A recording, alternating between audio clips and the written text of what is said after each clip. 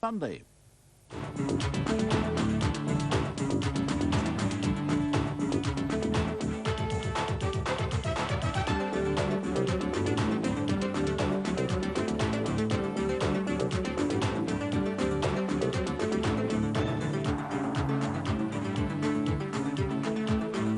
At Hillsborough, Trevor Francis in the wings, David Hurst keen to make a mark. Eventually, he did. At Hull, at least Dane Whitehouse was on target. And there's nothing iffy about Enora. Huddersfield make ground in the promotion race. Sheffield United were looking to boost their promotion hopes at Hull. Your match commentator, Nick Powell. On paper, there can be only one winner of this game. Sheffield United have more away wins than anybody else in Division 2. Hull have fewer home wins, but football isn't like that. No one knows that more than the experienced Dave Bamber, who celebrated his 31st birthday this week by joining Hull from Stoke City, swapping one relegation fight for another. And up against him today, another 31-year-old Paul Stancliffe, who had a celebration of his own in midweek, scoring the winning goal at Watford in the FA Cup, his first goal of the season. Hill forward, and it might just fall for a Ghana, but the whistle has gone. It won't count. A Ghana clearly climbing all over Neil Buckley.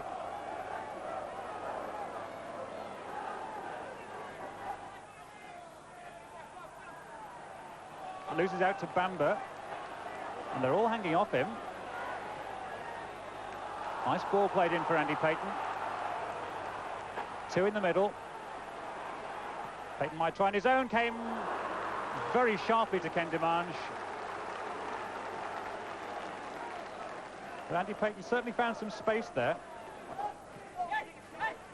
Jacobs. Nobody there for him.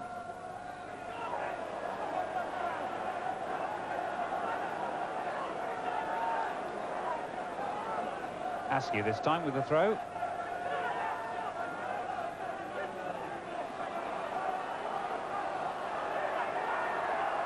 Waiting for Payton to move, which he did, but Webster was able to send Gannon clear.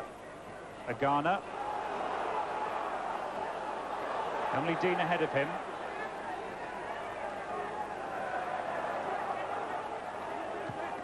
Askew, and that hits Hill on the hand.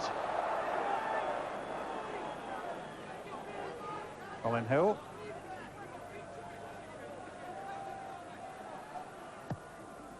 Terry's free kick. Aimed at Bamber. Askew. Nicely curled in. It won't come down for them. Awful scramble in there, and Payton finally got the shot, but he was so surprised that he got no power on it at all. Comes to a Ghana. Payton tussling with Stancliffe, and Morris finally got it away.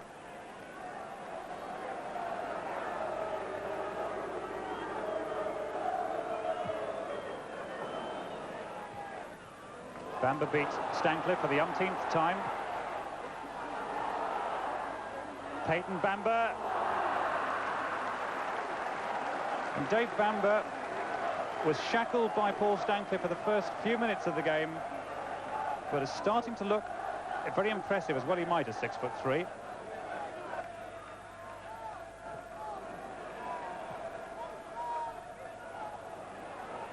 And a chance for a Ghana. He's onside, the flag's down, Dean in the middle.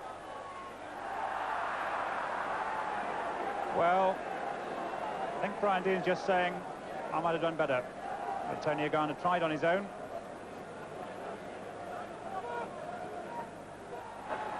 Payton will chase it, away by Barnes.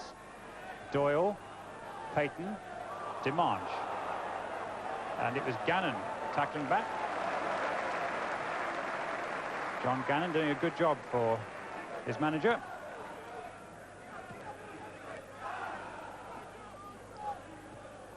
And by Dean. Bradshaw with help from Hill. Webster looking for a Ghana. A little flick, it might creep in!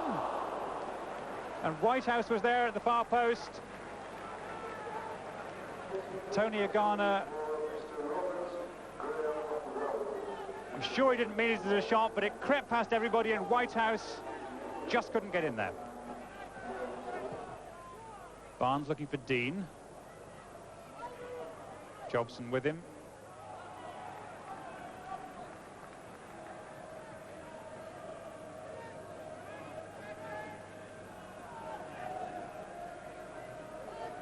Whitehouse.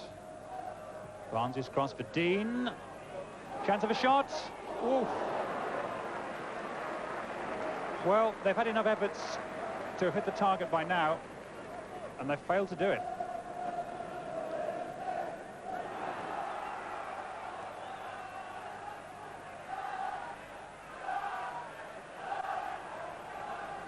Hill's throw for Agana. Hill with the cross. Oh, Hesford dropped it! He was very lucky indeed to get a second chance.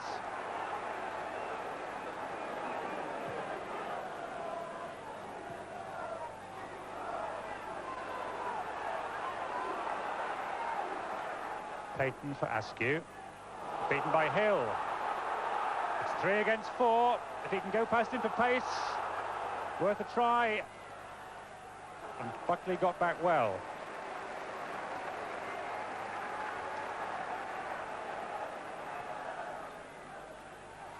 One by Payton for Bamber.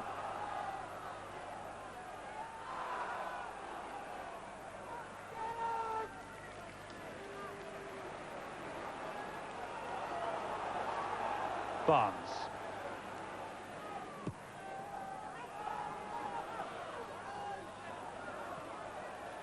Back by Webster. Rather confused Whitehouse, but he's done well. Demange was first to react, gave it straight to Stancliffe. Agana. Dean was with him, nobody else. Is broken for Dean though. Gone round the goalkeeper. Agana's waiting. Away by Terry.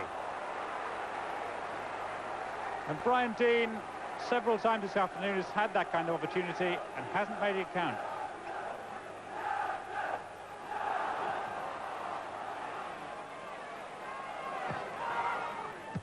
Away by Webster, only as far as Demange. Askew. Looking for Bamber. Stancliffe just grew enough. Bamber still has it. And gets a corner off Barnes.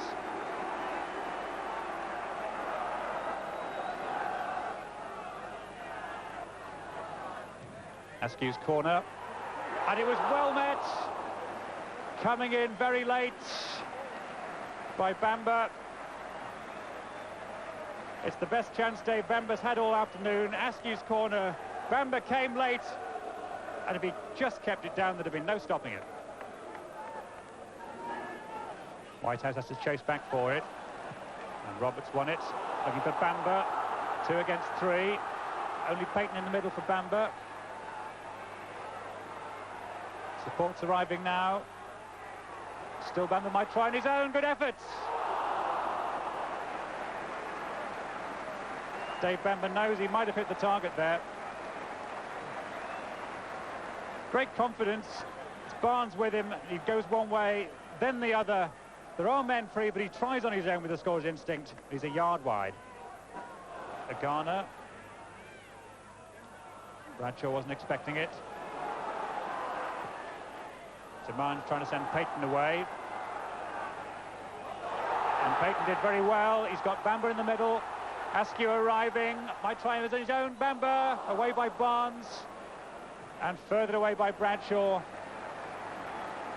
But Andy Payton then only had Dave Bamber to aim at. And he's saying, what else could I do?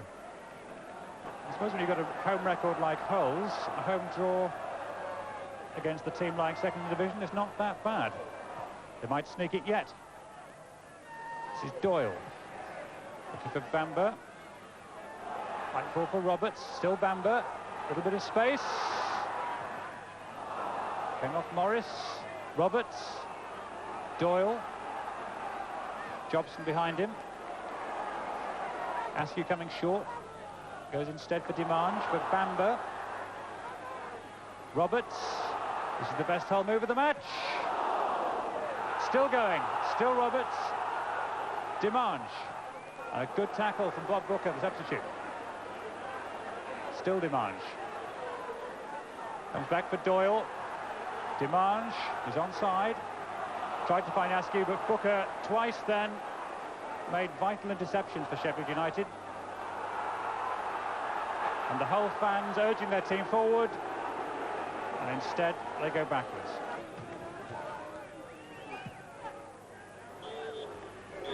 And the referee decides that we've seen enough. It's not been the best of games for Dave Bamber, not probably the debut that he dreamed of. He had as many chances as anybody, but nobody could take any. And we finish with a scoreline that reads Hull City 0, Sheffield United 0. It would have been fair if Sheffield had probably been in front at half-time. And then again, at the end of the match, we had some chances that could have won it. But I think overall, the point shared match was fair. Point won or 2 points given away? Well, we're disappointed we didn't get the goal. We wanted to win the game, and that was our objective, and we had some chances, but we didn't gamble quite enough in the box on one or two occasions. For example, when Dane Whitehouse shot, if Carl Bradshaw had been following up, there was a good opportunity for him, and I felt there was one or two others on the occasion. But having said that, you know, I'm not too worried. I think we'll score goals. Talking of goals, we've got plenty on offer after the break. Welcome back to Hillsborough, where Wednesday made an explosive start. Nigel Pearson shot at the post in the opening seconds. A minute later, David Hurst bore down on the Millwall goal before unleashing a thunderous drive. Hot stuff, and Hurst with a point to prove with Trevor Francis on the bench. The game was only 6 minutes old when that pressure paid off, Sheridan taking advantage of a little bit of luck, and his cross clinically headed home by Hurst. 1-0 to Wednesday, and the promise of more to come. But just 3 minutes later, the Owls caught well and truly napping. Stevenson's deep cross from the right, and Teddy Sheringham diving in for Millwall's equaliser. 14 minutes gone, Franz Carr sends over a measured cross, and Dalian Atkinson might really have done better than that. Into the second half, and the much-vaunted arrival of T. Francis, his first competitive game since November, and he was sent on to take over Carr's role wide on the right, and he was to ease himself nicely into his new surroundings. He couldn't carve an opening for the winner, though. Skipper Carlton Palmer heading over near the end. Sheffield Wednesday 1, Millwall 1. Well, both teams missing the chance to steal a march on teams who fell victim to the weather. Wednesday holding their ground above the bottom three, but a tough away assignment at Villa next week. In Division 2, many eyes were on Jack Tordoff, the Bradford chairman who expects to sell his controlling interest in the club next week. On the field, Kevin Megson set up Tony Adcock, and that glanced off the Barnsley bar on its way over. Bradford had the better of the first half, but Alan Davis's quick thinking here got no reward. As every schoolboy knows, you can't score from an indirect free kick. Defences had the upper hand in the second half. David Campbell's cross in the very last minute provided one of Clive Baker's few alarms. Final score in front of almost 10,000 fans, Bradford 0, Barnsley 0. So it was draws all round in Division 2, not a goal anywhere. Barnsley and Hull probably more pleased with their point than Bradford and Sheffield United. United have gained a point on Leeds, who play today at Swindon. The pitch has been passed fit this morning. News of the game from Calendar at 6:35, and if Swindon win, they close the gap on Sheffield to 6 points. Not much change at the bottom. Stoke also drew 0-0 at Port Vale. Good result, that. But Hull go above Brighton, who didn't play because their pitch was waterlogged. At Leeds Road, a crucial test of Huddersfield's promotion credentials against Tranmere, and Owen Hand's men were quick to move on the attack. Watch this incredible tangle in the visitors' goalmouth. The ball played in by Brendan O'Connell. And Mark Smith's shot blocked on the line, and Eric Nixon grateful to fall on the loose ball. A quality pass coming up from former Manchester City man Neil McNabb. Thomas with the chance, Lee Martin, Young Eagle of the Month. Glad to see that one go over. A controversial incident just past the half-hour mark. Jim Harvey casually floats his free kick into the net, but the goal ruled out by referee David Scott. Another team that needs to learn an indirect kick needs 2 touches. Next, a corner on the right, flicked on at the near post, and Robert Wilson's shot saved well by Nixon at the foot of the post. Well, if Ionora has a habit of coming on a sub and scoring vital goals, he was at it again yesterday. Chris Marsden threading the ball through to him, and Ionora keeping his head well to slide the ball home. His 5th of the season, 4 of them as sub. Huddersfield 1, Tranmere 0. Notts County had won 2-1 at Huddersfield in the autumn, and they took an early step to repeating the performance at Rotherham. Paul Barnes holding off Russell and beating O'Hanlon with the confidence you find in a team riding high in second place. It was almost worse to follow for Rotherham, who started in 6th place. Ronnie Robinson testing O'Hanlon's reactions, and a few short, sharp words were exchanged. County were always dangerous on the break.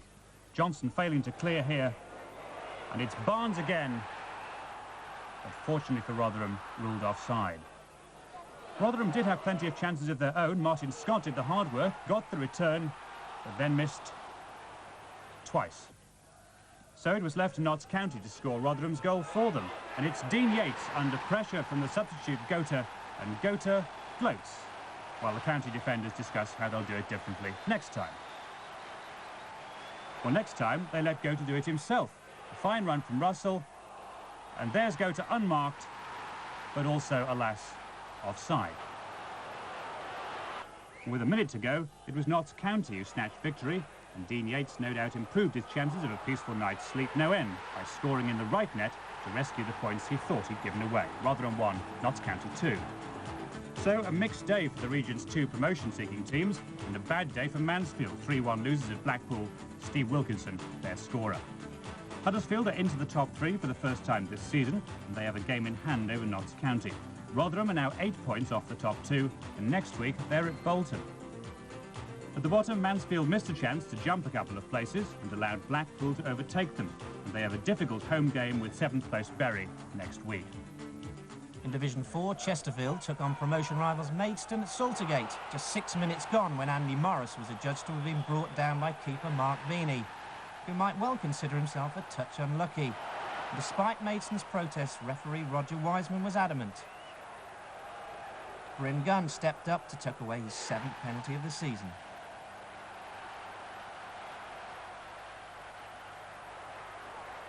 Chesterfield with a bit well and truly between their teeth now. Calvin Plummer streaking away on the right. His telling cross seemingly missed by everyone. John Ryan's shot deflected to safety. The pressure continued, this time Gunn's fierce free kick beaten away by Beanie. The second goal had to come, and it duly arrived on 20 minutes. The cross from Ryan, defender Tony Bryan heading in at the far post. Maidstone, understandably shaken, finally came to life. Golly's ball into the box, and Howard Pritchard with not 1 but 2 bites at the cherry. But Chesterfield made sure of the points on the hour mark. Nigel Hart's corner, and Bryan there again with a firm header. 3-0 and all over bar the shouting. Maidstone did manage a late consolation. Pritchard's cross and Steve Butler with a precise header. It ended though, Chesterfield 3, Maidstone 1.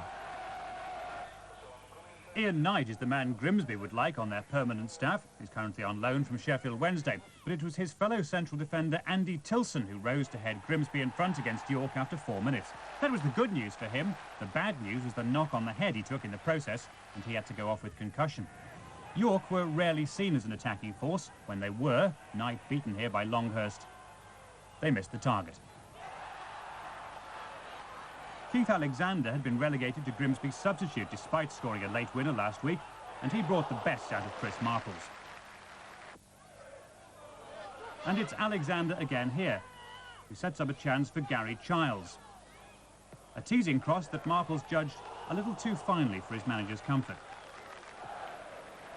Grimsby's second goal came from a corner. Gary Birtles flick on, and Tony Rees.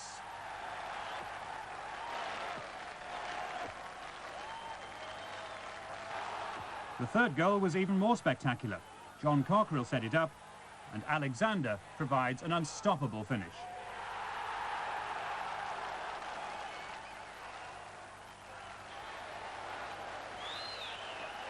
The trickery of Gary Childs down the right had caused problems for York all afternoon, and from this cross, Alexander thought he got his second. But this one was disallowed for pushing. It was Childs himself who had the last word, with this shot off the bar. Grimsby 3, York City 0. And Grimsby joined in the winners' column by Chesterfield and by Lincoln. Lawmore got their winner in the second half against Wrexham. Scarborough were twice in front through Dobson and Russell, but Colchester fought back to draw. So Chesterfield leapfrog over Maidstone and York. Lincoln and Grimsby each jump 3 places.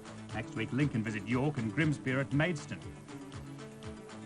There's the bottom half. Home draws for Halifax and Scarborough leave them exactly where they were. No change either for Doncaster, who, like Halifax, played on Friday. They lost. Scunthorpe's match at Exeter was postponed. We don't often give pride of place on this programme to a Bradford University economics graduate from Nigeria, but this was Ifeanora's day. From him and David Hurst and us, goodbye.